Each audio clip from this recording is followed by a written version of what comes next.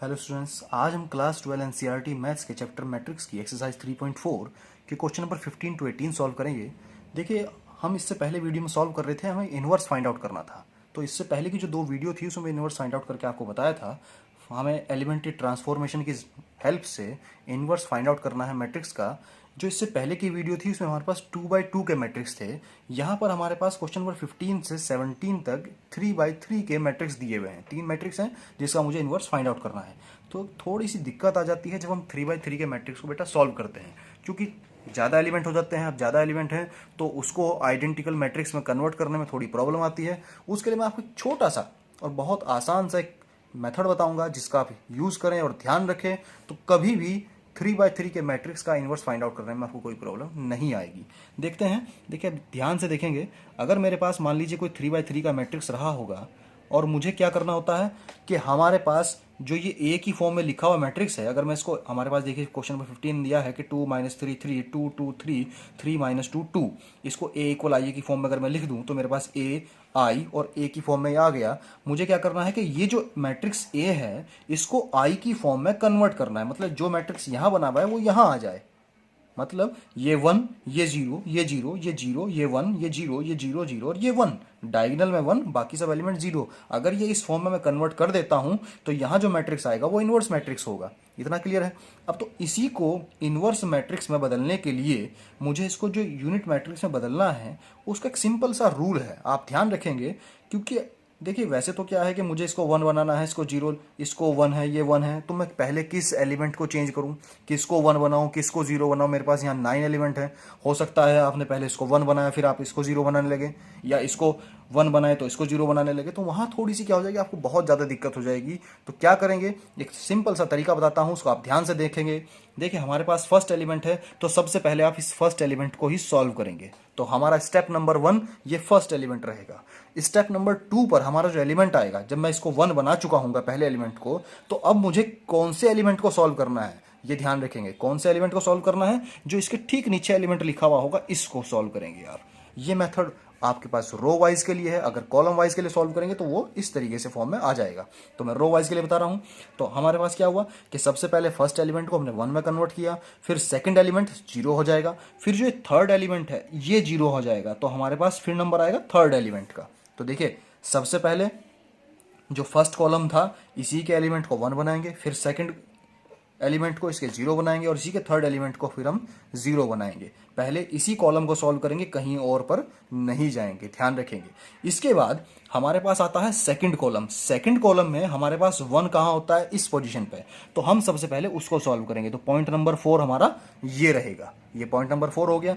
फिर point number 5 पर अब देखिए यहां पर भी 0 करनी है, यहां पर भी 0 करनी है। इसमें आप आगे पीछे नंबर लिख सकते हैं, उससे कोई फर्क नहीं पड़ेगा। आप पहले इसको सॉल्व कर लें या बाद में उसको, या पहले उसको बाद में इसको सॉल्व कर सकते हैं। लेकिन ध्यान रखेंगे सेकंड कॉलम में सबसे पहले इसी एलिमेंट को सॉल्व करना है, कि 1 की फॉर्म हमें लानी है। फिर थर्ड कॉलम की बात करते हैं। थर्ड कॉलम में हमारे पास 1 कहाँ होता है, यहाँ लास्ट पोजीशन में होता है। तो सबसे पहले आप इसी को सॉल्व करेंगे। ये हमारे पास पॉइंट नंबर 7 हो गया।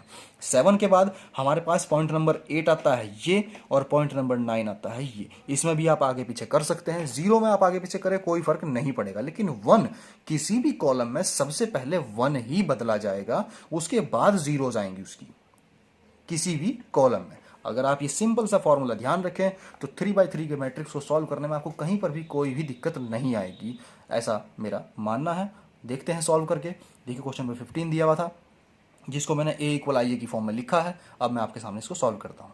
तो ध्यान से देखें बेटा, ये हमारे पास a इक्वल आई और a की फॉर्म में आ गया। अब देखिए मैंने जो तरीका बताया उसमें क्या है कि सबसे पहले मैं पॉइंट नंबर 1, इस स्टेप नंबर 1 का यूज करूंगा, यानी कि जो फर्स्ट एलिमेंट लिखा हुआ है उसको हमें 1 की फॉर्म में कन्वर्ट करना है। तो 1 की फॉर्म में कन्वर्ट करने के लिए देखें यहाँ 2 है हमारे पास फर्स्ट रो में, 2 - 3 3। यहाँ दिक्कत यह है कि इस एलिमेंट को मैं इनमें से किसी भी रो में से अगर माइनस करता हूं तो ये 1 नहीं आएगा, -1 आ सकता है। देखिए 2 में से 3 माइनस करूंगा तो -1 आएगा, 2 में से 2 माइनस करूंगा तो 0 आ जाएगा। तो फिर मुझे -1 से मल्टीप्लाई करनी पड़ेगी। अगर मैं यही के यही R1 को R3 के साथ इंटरचेंज कर देता हूं, देखिए R1 अगर इंटरचेंज कर दिया जाए R3 के साथ तो क्या होगा, 3 ऊपर आ जाएगा और 2 नीचे आ जाएगा। फिर मैं 3 में से 2 माइनस करूंगा तो 1 मुझे इजीली मिल जाएगा। ठीक है, तो यहाँ पर मैंने ऐसे किया, R1 को R3 से इंटरचेंज किया, R2 एज इट इज़ रहा, तो यह आ गया 3 - 2 2, 3 - 2 2, R1 R3 की जगह और R3 R1 की जगह पर आ गया, तो 2 - 3 3, 2 - 3 3, 2 2 3, 2 2 3, R2 एज इट इज़ रहा। ऐसे यहाँ पर हुआ 1 0 0 1 0 0, 0 0 1 0 0 1, और ये 0 1 0 एज इट इज़ हो गया। अब देखिए सिंपल है, हमारे पास 3 मिलता है। अब यहाँ पर हो सकता है आपको थोड़ा सा कंफ्यूजन हो जाए, क्योंकि 3 में से इस 2 को माइनस करूंगा 1 मिल जाएगा, 3 में से इस 2 को माइनस करूंगा तब भी 1 मिल जाएगा। तो बेटा ध्यान रखेंगे, यहाँ पर आपको ऐसी कोई दिक्कत नहीं है। आप R1 में से R2 माइनस करें या R1 में से R3 माइनस करें, इससे कोई फर्क नहीं पड़ेगा। कैलकुलेशन चेंज होंगी लेकिन आंसर एज इट इज़ वही आएगा। तो मैंने यहाँ R1 माइनस R2 किया है, तो देखिए R1 माइनस R2, तो यहाँ मिलेगा 3 - 2 1, -2 - 2 माइनस का 4, 2 - 3 -1, 0 - 0 0, 0 - 1 -1, 1 - 0 1, ये R1 चेंज हो गया। चेंज होने के बाद हमारे पास ये वैल्यू आती है। अब देखिए पॉइंट नंबर 1 हमारा स्टेप कंप्लीट हुआ। अब इसके बाद मैंने कहा था कि इसी कॉलम की जो नीचे के 2 एलिमेंट बचे हैं उनको हमें जीरो की फॉर्म में कन्वर्ट करना है। इस इनवर्स मेथड में आप किसी भी मैट्रिक्स में एक साथ 2 ऑपरेशन का यूज़ कर सकते हैं, ये ध्यान रखेंगे। 2 से ज़्यादा ऑपरेशन का यूज़ आप नहीं कर सकते, इसमें हो भी नहीं पाएगा, पॉसिबल ही नहीं है, लेकिन आप 2 ऑपरेशन का यूज़ एक साथ कर सकते हैं। तो मैं इन दोनों एलिमेंट को एक साथ ही जीरो की फॉर्म में कन्वर्ट कर दूंगा। क्वेश्चन थोड़ा लेंथी हो जाता है, इसलिए आप थोड़ा सा इसको जल्दी भी कर सकते हैं। तो हमने क्या किया, देखिए 2 को जीरो करना है, इस 2 को भी जीरो करना है, तो R2 भी जीरो होगा और R3 भी। तो R2 चेंज R2 - 2 R1, अगर R1 में 2 की मल्टीप्लाई कर दी जाए तो माइनस हो जाएगा। यहाँ पर ये भी ध्यान रखेंगे, ऐसा यूज़ नहीं करना कि R2 - R3 कर दूँ तो जीरो आ जाएगा, नहीं, हमने उसको 1 की फॉर्म में कन्वर्ट किया है, तो अब उसी के रिस्पेक्ट में ये माइनस होंगे या प्लस होंगे, जो भी कुछ होगा वो उसी के रिस्पेक्ट में होंगे R1 के ही साथ।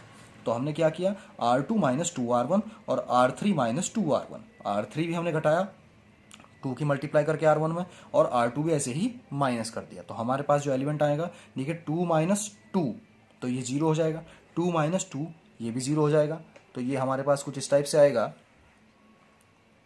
2 - 2 हमारे पास जीरो मिला। तो देखिए हमारे पास R1 एज इट इज़ रहा, R2 चेंज हो गया, R3 चेंज हुआ, और ऐसे ही इधर R1 एज इट इज़ रहा और R2 और R3 चेंज होकर हमारे पास वैल्यूज़ मिल गई हैं। नाउ देखिए हमारे पास फर्स्ट कॉलम क्लियर हो गया।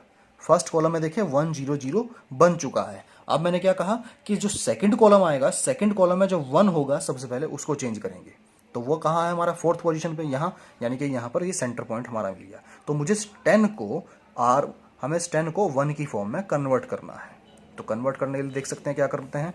देखिए अगर मैं 10 में से इस 5 को माइनस कर दूं तो मेरे पास 5 ही बचता है, और ये 5 - 5 यहाँ पर 0 हो जाएगा, और 0 - 0 0, यानी कि ये भी 0 ये भी 0, एक साथ मेरे 2 काम हो गए। ये मुझे 0 करना ही था, वो 0 खुद ब खुद हो जाएगा यहाँ से, और ये बचेगा 5। तो मैं सिंपल 1/5 से मल्टीप्लाई कर दूंगा तो मेरे पास ये 1 बन जाएगा। ध्यान रखेंगे, आपको एक एलिमेंट को चेंज करने के बाद जब दोबारा किसी ऑपरेशन का यूज़ करें तो उस एलिमेंट पर कोई फर्क नहीं पड़ना चाहिए। देखिए मेरा 0 था, एज इट इज़ रहेगा, और मैं इसमें 1/5 से मल्टीप्लाई कर दूंगा तब भी ये वही रहेगा। तो हमने क्या किया, R2 change R2 - R3, R2 - R3, तो देखिए 0 - 0 0 रहेगा, 10 - 5 5 हो गया, 5 - 5 0 हो गया, 0 - 1 -1, 3 - 2 +1, -2 माइनस का 2, तो ये हमारे पास 0 हो जाएगा, -2 और +2 तो 0 हो गया। ये हमारे पास चेंज हुआ। अब देखिए सेकंड रो में 0 5 0, तो मैं सिंपल यहाँ 1/5 से अगर मल्टीप्लाई कर भी देता हूँ तो ना तो इस पर कोई फर्क पड़ेगा और ना ही इस पर कोई फर्क पड़ेगा। तो हमने किया R2 चेंज 1/5 इंटू R2, तो ये हमारे पास आ जाएगा 0 1 0, 0 एज इट इज़ रहा, 5 में 1/5 मल्टीप्लाई होगी तो 0 1 हो जाएगा, और 0 में होगी तो 0 रहेगा, -1 में होगी तो -1/5, 1 में होगी तो 1/5, और 0 में होगी तो 0 एज इट इज़, बाकी सब वही रहे। अब देखिए हमारे पास क्या रहा कि जो सेकंड कॉलम था उसमें 1 हो चुका है, तो अब हमें इस एलिमेंट को 0 करना है और इस एलिमेंट को 0 करना है। तो सिंपल इन एलिमेंट को 0 करने के लिए क्या कर सकते हैं, दोनों का एक साथ यूज करेंगे और इस 1 के रेस्पेक्ट में करेंगे, यानी कि R2 के साथ। तो क्या करें, R1 change R1 + 4 into R2, अगर R2 में 4 की मल्टीप्लाई करके इसमें ऐड कर दूंगा तो 0 हो जाएगा। ऐसे ही R3 change R3 - 5 into R2, अगर 5 की मल्टीप्लाई यहाँ कर दें और इसमें से इसको माइनस कर दूँ तो 0 हो जाएगा। तो इसी को सॉल्व कर लेते हैं। सबसे पहले R1 देखते हैं, तो R1 R1 minus R1 plus 4 into R2, तो देखिए जीरो में मल्टीप्लाई होगी तो जीरो ही रहेगा, तो 1 प्लस जीरो 1 ही रहा। ऐसे ही -4 प्लस 4 इंटू 1 हमारे पास जीरो हो गया। -1 प्लस 4 इंटू जीरो -1 रहा। 0 प्लस 4 इंटू -1/5, तो माइनस का 4/5 हो गया। फिर -1 प्लस 4/5, 4 की मल्टीप्लाई तो 4/5 हुआ। अब देखिए 5 एलसीएम लेंगे तो यहाँ हमारे पास माइनस का 5 हो जाएगा, -5 में से प्लस का 4 माइनस होगा तो -1/5 हो जाएगा। और 1 प्लस 4 इंटू जीरो 1 हो गया। नाउ R3 की बात करते हैं। R2 एज इट इज रहा, 0 1 0 -1 1/5 0। R3 क्या है, R3 माइनस 5R2, तो R3 माइनस 5R2, तो 0 माइनस 0 0 0 यहाँ पर आ जाएगा। अब देखिए 5 माइनस 1 इंटू 5, तो 5 माइनस 5 0 हो गया। फिर 5 माइनस 5 इंटू 0 5 ही रहा। फिर 1 माइनस, और ये माइनस पहले से ही है तो प्लस हो जाएगा, और 5/5 1 हो जाएगा, तो 1 प्लस 1 2 हो गया। फिर 2 माइनस 5/5 यानी कि ये 1 हुआ, तो 2 माइनस 1 1 हुआ। फिर -2 माइनस 0 इंटू 1 0 इंटू 5, तो हमारे पास क्या मिला, ये माइनस का 2 ही एज इट इज मिलता है।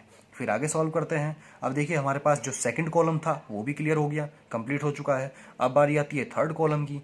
थर्ड कॉलम में हमने बताया कि सबसे पहले इस एलिमेंट को 1 बनाएंगे, जो एलिमेंट 1 बनना है इसी को 1 बनाएंगे, फिर बाकी को 0 देखेंगे। तो इसको 1 बनाने के लिए सिंपल है, जब लास्ट का एलिमेंट आएगा तो आप जो भी एलिमेंट वो होगा, जो भी नंबर होगा, उसी के रेसिप्रोकल से मल्टीप्लाई कर दो तो वो इजिली 1 में कन्वर्ट हो जाएगा। तो हमें क्या करना है, 1/5 से मल्टीप्लाई करनी है। तो R3 चेंज 1/5 इंटू R3, तो यह आएगा 1 0 -1 0 1 0। अब देखिए 0 0 5 के साथ मल्टीप्लाई होगी तो 1, ऐसे ही ये R1 और R2 एज इट इज रहे। 2 के साथ मल्टीप्लाई होगी तो 2/5, 1 के साथ होगी तो 1/5, और -2 के साथ तो -2/5 हो गया।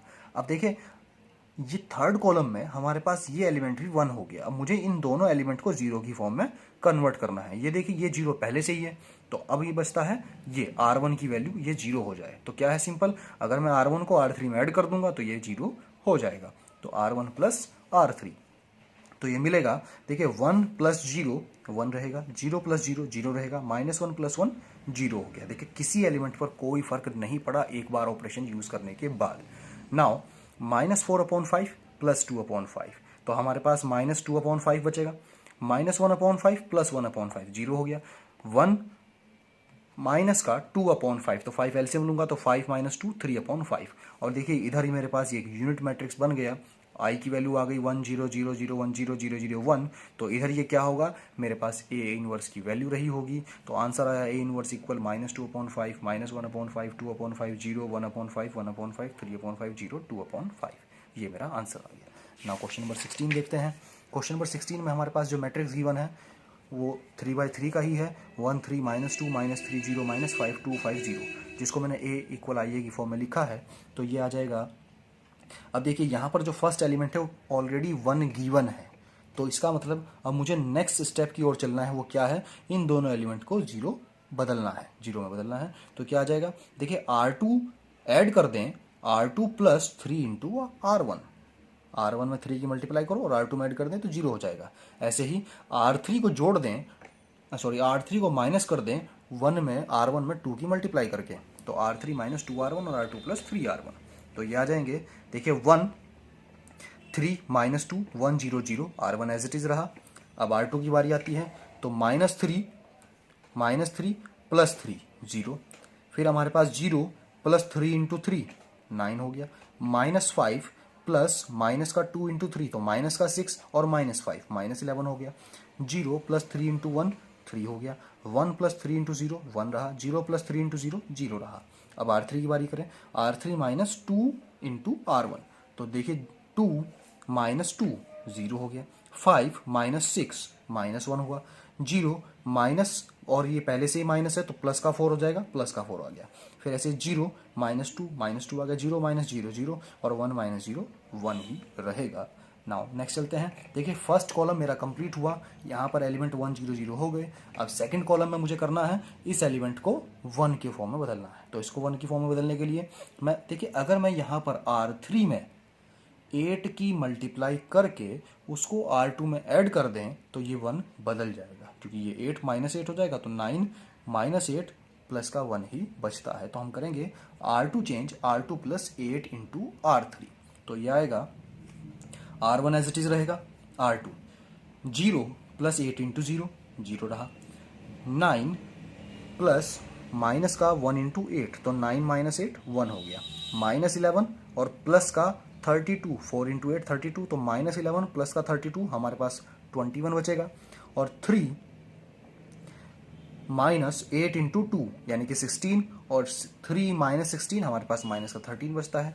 फिर 1 प्लस 8 इंटू 0 1 रहा, और 0 प्लस 8 इंटू 1 8 हो गया। अब देखिए हमारे पास यहाँ सेकंड कॉलम में ये एलिमेंट 1 हो चुका है, तो इन दोनों एलिमेंट को 0 के रूप में बदलना है। उसके लिए सबसे पहले R1 की बात करें तो R1 change 3 R2, R1 minus 3 R2। फिर R3 की बात करें तो R3 प्लस R2, ये ऐड हो जाएगा और वो माइनस हो जाएगा 3 की मल्टीप्लाई करके, तो दोनों 0 हो जाएंगे। तो कर लेते हैं। सबसे पहले 1 minus 3 into 0 1, 3 minus 3 into 1 0, minus 2 into minus का 3 इंटू 21, तो ये आएगा 3 इंटू 21 हमारे पास 63, और माइनस 2 माइनस 63 माइनस का 65 हो गया। फिर 1 माइनस माइनस का पहले से ही है तो प्लस हो गया, 13 इंटू 3 39, तो 1 माइनस प्लस का 39 तो प्लस का 40 हो गया। फिर 0 minus 3 into 1 minus 3, 0 minus 8 into 3 तो minus 24। Now R2 as it is रहेगा। अब R3 की बात करें, R3 प्लस R2, तो 0 plus 0 0, minus 1 plus 1 0, 4 plus 21 25, minus 2 plus minus का 13 माइनस का 15, 0 प्लस 1 1, 1 प्लस 8 9। देखिए सेकंड कॉलम भी क्लियर हो गया। अब बात करते हैं थर्ड कॉलम की। थर्ड कॉलम में सबसे पहले इसको 1 बनाएंगे, लास्ट का एलिमेंट है इसलिए जो भी नंबर लिखा हुआ होगा उसके रेसिप्रोकल से मल्टीप्लाई, तो R3 चेंज 1/25 इंटू R3, तो ये हमारे पास वैल्यू आएगी 1 0 minus 65। R1 R2 as it is रहेंगे, R3 में ये 0 25 का 1 हो गया। यहाँ पर माइनस 15 की मल्टीप्लाई जब 1/25 से होगी तो दोनों के दोनों 5 से कैंसिल आउट हो सकते हैं, 5 3 जा 15, और ये 5 इंटू 5 25, तो माइनस 3/5 हो गया, 1/25 9/25 हो गया। अब देखते हैं हमारे पास ये 1 हो गया, तो इन दोनों को 0 करने के लिए मैं कौन से दो ऑपरेशन का यूज़ करता हूँ, तो हमारे पास ये दो ऑपरेशन हो सकते हैं।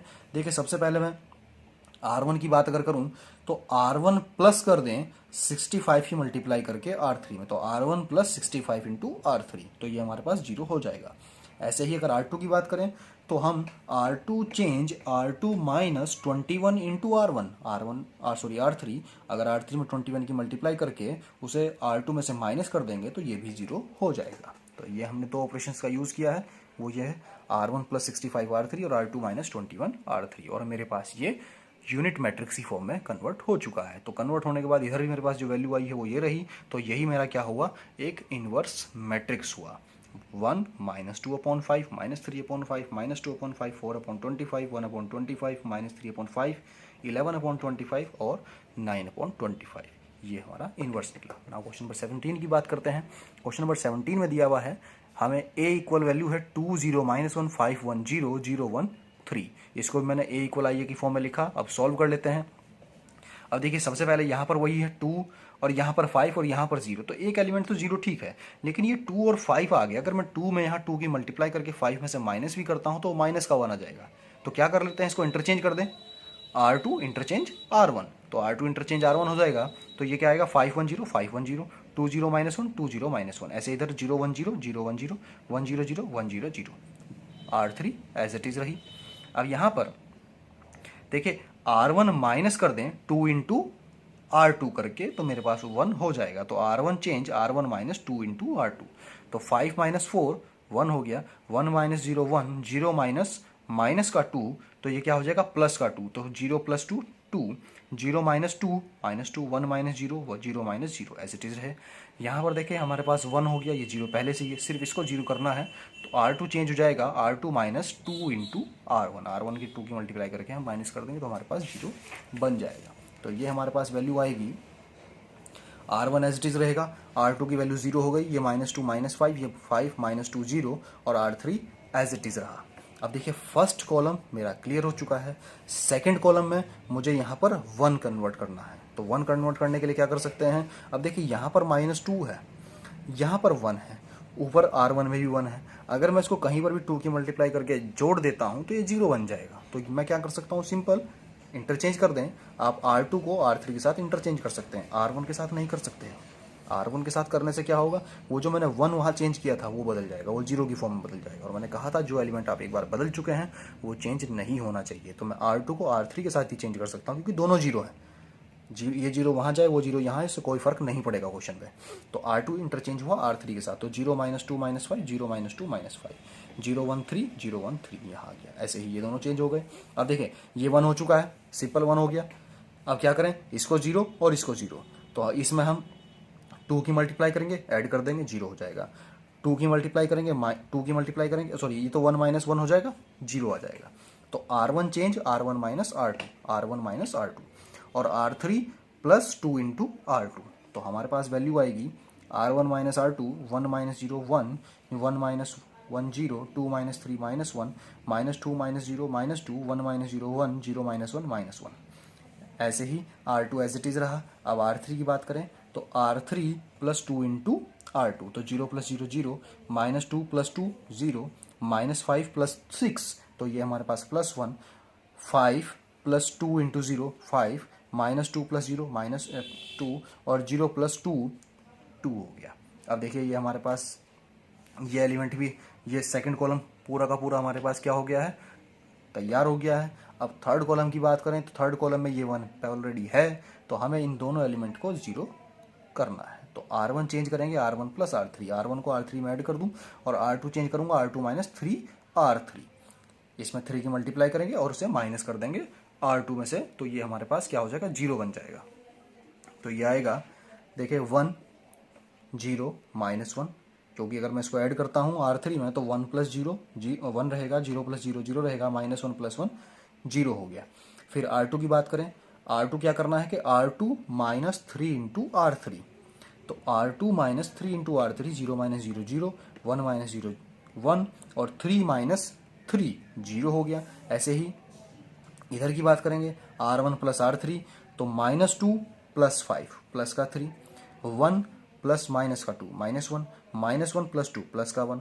अब R2 - 3 R3, R2 - 3 R3, तो देखिए 3 की मल्टीप्लाई यहाँ 5 में होगी तो माइनस का 15, 0, फिर यहाँ माइनस पहले से ही है, प्लस हो जाएगा, और 2 × 3 6, तो प्लस का 6 हो गया, और 1 - 3 × 6, तो ये हमारे पास 1 - 6 माइनस का 5, और देखिए ये हमारे पास क्या हुआ, एक यूनिट मैट्रिक्स की फॉर्म में कन्वर्ट हो गया। तो ये मेरे पास क्या हुआ, इनवर्स ऑफ मैट्रिक्स मिला है ए का। तो ये हमारा आंसर आ गया। ना क्वेश्चन नंबर 18 देखते हैं। क्वेश्चन नंबर 18 हमारे पास ऑब्जेक्टिव क्वेश्चन है।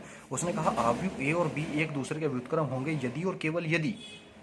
ए और बी एक दूसरे के व्युत्क्रम कब होंगे, हमारे पास 4 ऑप्शन गिवन है। देखिए ए बी = बी ए दिया हुआ है, जब ए बी बराबर बी ए हो तो क्या वो एक दूसरे के व्युत्क्रम होंगे, ऐसा कोई कंडीशन नहीं होती। ए बी = बी ए = 0, अगर ये 0 पूरा ही की मल्टीप्लाई 0 आ जाएगी तो इन्वर्स का कोई मतलब नहीं रहता, और अगर ए और बी की मल्टीप्लाई 0 आ जाए तो वो भी इन्वर्स के लिए कंडीशन नहीं है। देखिए ए बी = बी ए = आई, ये हमारे पास इन्वर्स की प्रॉपर्टी होती है। हमने बताया था, जैसे अगर मैं सिंपली बात करता हूं, अगर मैं 2 की मल्टीप्लाई 1/2 में कर दूं तो मेरे पास क्या आ जाएगा, 1 आ जाएगा, यानी कि 2 का इन्वर्स क्या हुआ, 1/2 मल्टीप्लिकेशन अगर बात करें। ऐसे ही अगर मैं एडिशन में बात करता हूं तो 2 का अपोजिट -2 हुआ, और उसे मुझे ऐड करने पर 0 मिल जाता है। ऐसे ही मैट्रिक्स में जो हमारे पास इन्वर्स का होगा उसका आंसर हमारे पास आइडेंटिकल मैट्रिक्स आ जाना चाहिए, यूनिट मैट्रिक्स आई आना चाहिए। तो अगर 2 मैट्रिक्स ऐसे हैं जिनकी मल्टीप्लाई करने पर आई मिल जाता है तो वो दोनों एक दूसरे के व्युत्क्रम होंगे। या उनके आगे पीछे मल्टीप्लाई जैसे करें, ए की बी से करें या बी की ए से करें, तो मेरे पास अगर आई आ जाता है तो इसका मतलब ए और बी एक दूसरे के हमारे पास क्या है, इन्वर्स हैं। तो हमारा जो आंसर हुआ वो 4th हुआ। आई होप आपको ये वीडियो पसंद आई होगी, ये टॉपिक समझ में आया होगा। अगर ये वीडियो पसंद आती है तो प्लीज़ इसे लाइक करें, शेयर करें, और चैनल को सब्सक्राइब करना ना भूलें। अधिक से अधिक जो भी लोग आपके आसपास हों उनको ये वीडियो शेयर करें ताकि किसी और के ये वीडियो काम आ सके। Thank you for watching.